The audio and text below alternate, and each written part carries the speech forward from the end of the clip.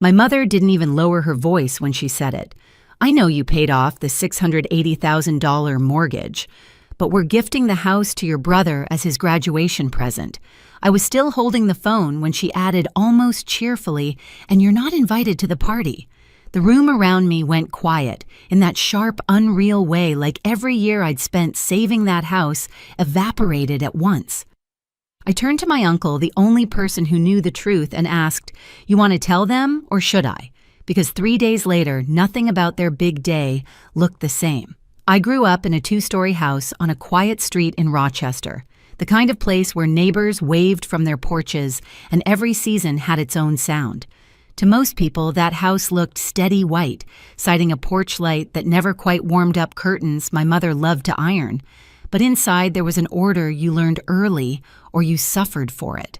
My mother, Angela Dawson, owner of a busy neighborhood restaurant and the unquestioned authority of our home, had a way of turning her version of events into fact. She carried herself like someone who held the family on her shoulders, even when the weight came from choices she refused to face. My father, Gregory Dawson, my quiet, agreeable dad, who worked long hours as a mechanic, mostly followed her lead. He rarely pushed back, not even when the truth bent so far it scraped. And then there was Dylan, my younger brother, 4 years behind me, but always miles ahead in my mother's eyes. He got the new backpacks, the weekend trips, the extra tutoring when his grades dipped. I got, "You're strong, you'll figure it out." She said it like praise, but it felt like dismissal wearing cheap perfume. By the time I was 16, I understood the rules. Dylan's needs came first.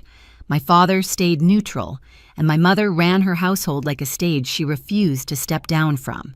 I worked after school, saved for community college, and learned not to ask for things she'd already decided I didn't need. Independence wasn't a choice, it was survival. Years later, when I came home to visit, I opened a kitchen drawer and found a stack of unopened envelopes from the bank. The sight of them, heavy stamped, ignored, made something in my chest tilt. My parents were months behind on the mortgage. The house was slipping. And my mother, the woman who loved being seen as the hero of every story, hadn't told a soul. That night, I sat in my old bedroom and did the math. I knew what I earned, what I could cut, and what it would cost me. 5 years' worth of payments meant my own life would slow to a crawl.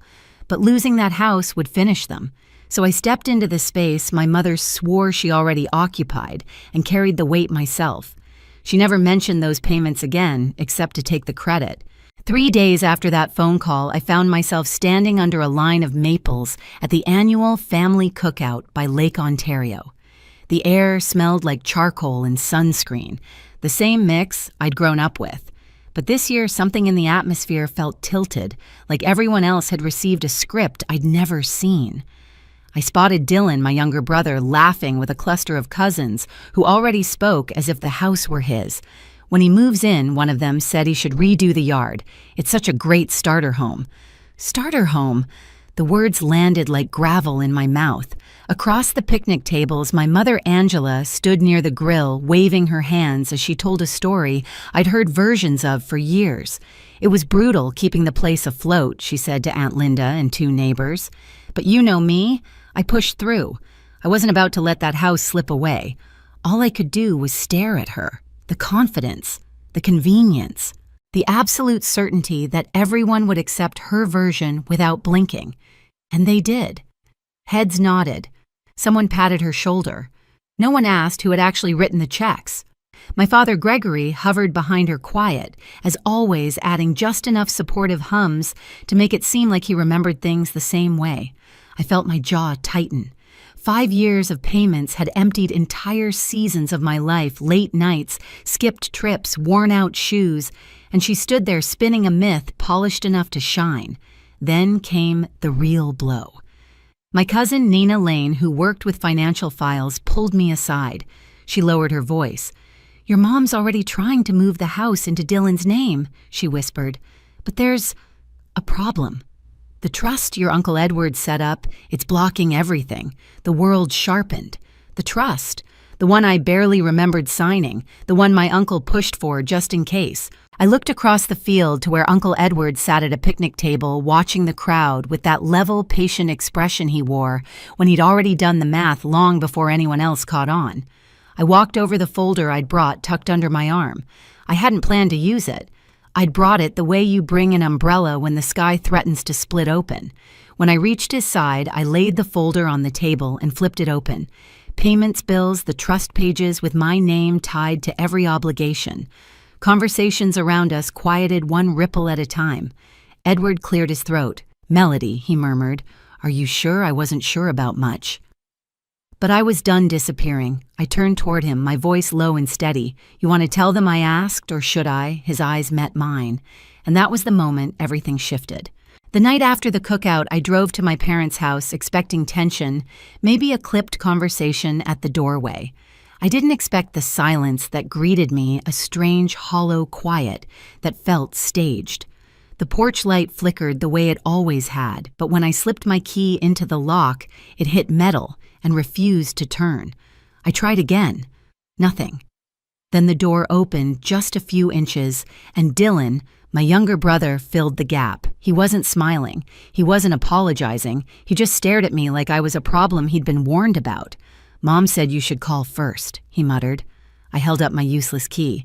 "You changed the lock." He didn't deny it, didn't even flinch. "This place is kind of in transition right now." Transition. As if the house I'd kept alive was shedding me like old paint. Behind him I saw moving boxes his. My parents stood farther back in the hallway, not close enough to engage, but close enough to witness. My mother's expression was unreadable, but my father's eyes dropped the moment mine rose to find his. "Dylan," I said quietly, "move." But he didn't. He pulled the door until only a sliver of light framed his face. "Mel," he said, and for a second his voice softened, almost pleading, but then it hardened again. "Mom doesn't want drama." The lock clicked, the porch light flickered, and I stood there with a key that meant nothing. The drive back to my apartment blurred. By the time I walked inside, my chest felt too tight to breathe. I kicked off my shoes, pulled down the storage box from the top shelf, and dumped everything onto the kitchen table. Payments, bills, late notices from years ago, copies of the trust.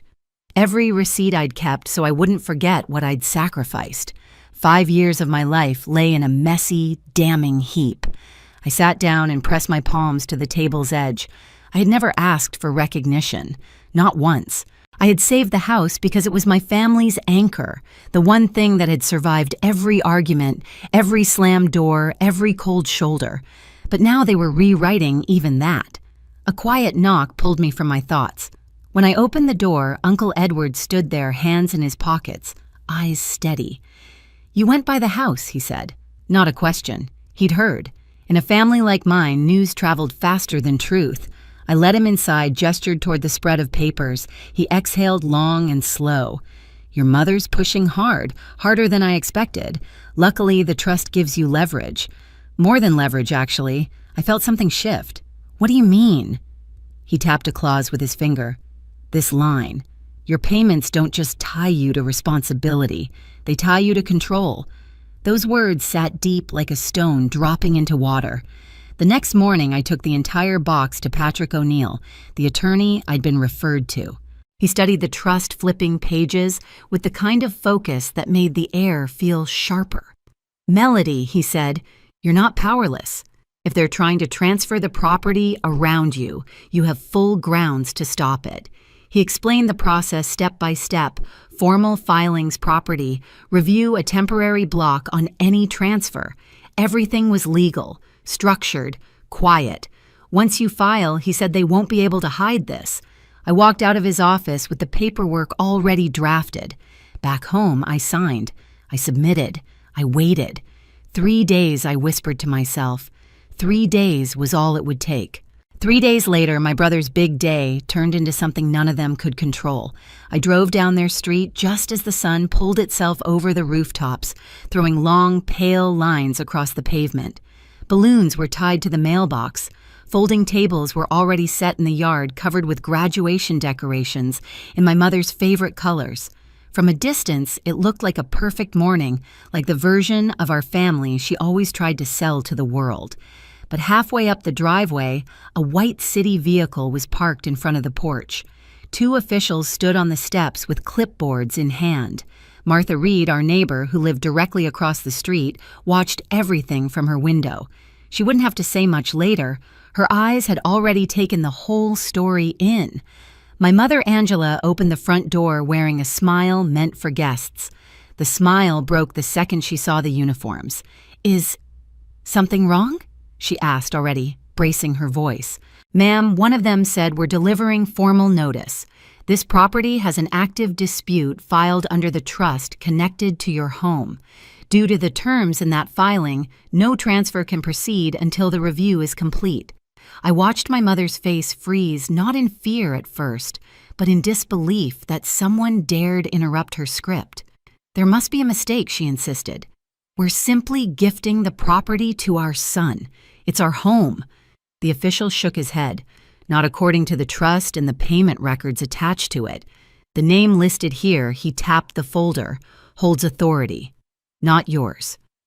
For a moment she didn't understand, or maybe she refused to. "Who filed this?" she demanded. Her eyes swept the street and landed on me. The air between us tightened. Before she could say more, another sound broke the stillness, the grind of a tow truck engine turning the corner. It rolled to a stop at the end of the driveway.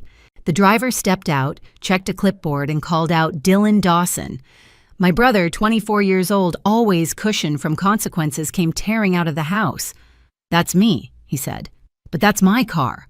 There's no reason for—" "It's being repossessed," the driver replied. "Payments behind." This was the earliest pickup time. Dylan turned to my mother, panic flashing across his face. "Mom, do something." But she couldn't. There was no check she could quietly write, no bill she could slip into the trash, no narrative she could twist fast enough. The truck lifted the front wheels of his car, the metal clank echoing through the yard. Several relatives, already arriving early for the celebration, stopped mid-step. Balloons fluttered overhead. The whole scene looked surreal, like a party collapsing under its own decorations. I stepped out of my car, calm in a way even I didn't expect. Patrick O'Neill, my attorney, pulled up behind me. Uncle Edward walked at my side. We approached the porch together. My mother stared at me, color rising in her cheeks. "You did this," she hissed. "I enforced the trust you signed." I said, voice steady. "Nothing more." "This is your brother's graduation," she snapped. "He deserves this house." "He didn't pay for it," I replied. "And you know that." "That doesn't matter," she shot back. "It matters legally." Patrick interrupted, stepping forward. "Mrs. Dawson, the trust was created years ago to protect this property. At the time, you agreed that the individual making the payments would have final authority. That individual is Melody."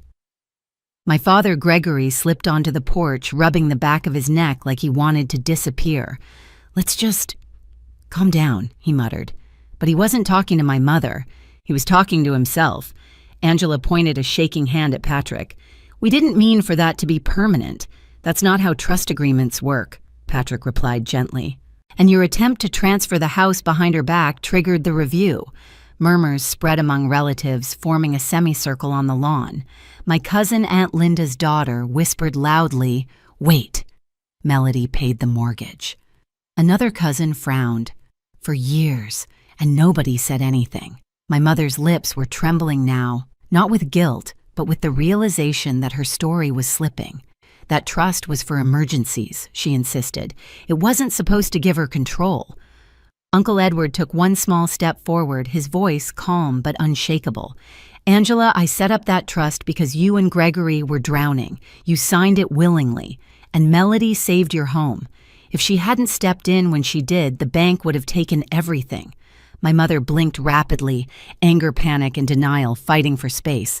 "This is still our house," she said, almost pleading. "We built our lives here." "And I protected it," I answered softly. "I just didn't realize you'd erase me to do it." She turned to my father as if searching for backup, but he dropped his gaze. For once, even he couldn't pretend. Patrick opened the folder. "Under the trust, Ms. Lane may decide how the property is handled. What happens now is her choice." My mother looked at me like I'd pulled the floor out from under her. What are you doing?" she whispered. "I'm enforcing boundaries," I said, "something I should have done years ago." Behind her, I saw the hallway, the same hallway where I'd dropped my backpack as a kid, the same place I'd heard whispered arguments about money, the same path that now led to Dylan's boxes stacked like trophies he hadn't earned. "This house won't be transferred," I continued. "You'll have a set amount of time to move to the rental you signed for. You're kicking us out." Dylan burst out disbelief, cracking his voice. "After everything Mom did for you," the irony almost made me laugh. Instead, I breathed. "I'm not kicking anyone out," I said. "I'm following the agreement Mom signed, the one that gives me responsibility and authority. I'm your mother." Angela snapped, suddenly voice breaking. "You can't do this to me." "I didn't do anything," I said quietly. "You did." The tow truck pulled away with Dylan's car. A balloon string snapped and drifted into the air. A banner that read, "Congrats." Dylan sagged in the middle. People were leaving early now, pretending they'd forgotten something at home. The perfect day my mother had imagined her triumphant story had collapsed under the weight of the truth she'd tried so hard to bury. Angela took a small, unsteady step backward. My father caught her elbow. Dylan stood still, finally silent. I turned to leave with Edward and Patrick, the breeze carrying the faint rustle of the banner behind me. Their big day wasn't ruined. It was rewritten. In the weeks that followed, everything settled into a quieter, truer shape. The property review confirmed exactly what Patrick had predicted. The trust stood firm. Every payment I'd made over 5 years was accounted for, and the house legally and practically shifted fully under my authority. There were no dramatic hearings, no shouting matches, no last-minute twists, just paperwork signatures and a clarity my family had avoided for years. My mother, Angela, and my father, Gregory, moved into a modest rental on the other side of Rochester. Not out of punishment, but because the trust no longer allowed them to treat the house as a prop in a story that erased me. Even my mother didn't argue with the deadline. She packed quietly, her voice thin whenever we crossed paths.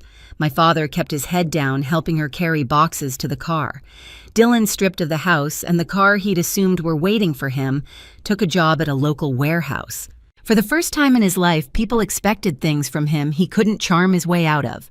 When I drove past him one afternoon, he didn't wave. He just stared at the pavement like it finally asked something of him, too. As for me, I took slow ownership of the house. I fixed the creaking step on the porch, repainted the kitchen, opened windows that hadn't been touched in years. It felt strange at first, claiming something I'd protected for so long but never truly believed could be mine. Strange and peaceful. Standing in that house now, I finally understand something I spent years avoiding. Protecting yourself isn't betrayal. It's the first honest form of love you learn when the people who should have cared for you choose comfort over truth. I didn't win a victory over my family. I simply stepped out of the shadow they kept me in. If you've ever carried everything alone or been written out of your own story, you're not alone. Share your experience in the comments and hit subscribe so you don't miss the next story.